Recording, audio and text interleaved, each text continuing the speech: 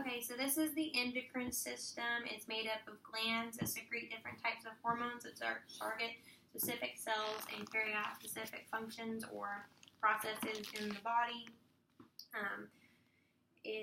Hormones can be either water-soluble or lipid-soluble, and water-soluble stays on the outside of the membrane, lipid-soluble can go through the membrane.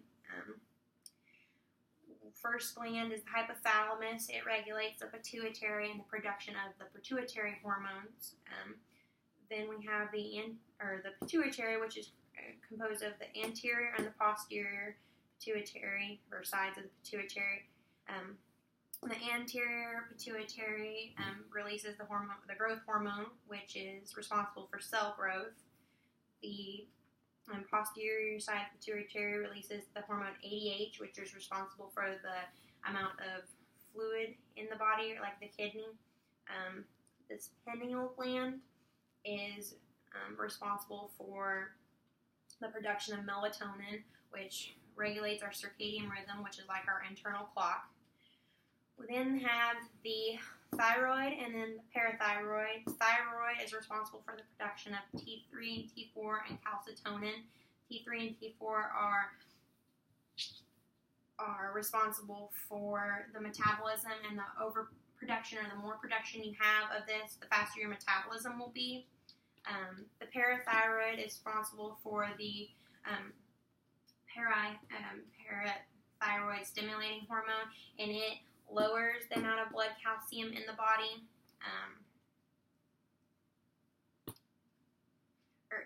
Lowers the calcitonin lowers the amount of blood calcium in the body. The parathyroid produces PTH, and it raises the blood calcium in the body.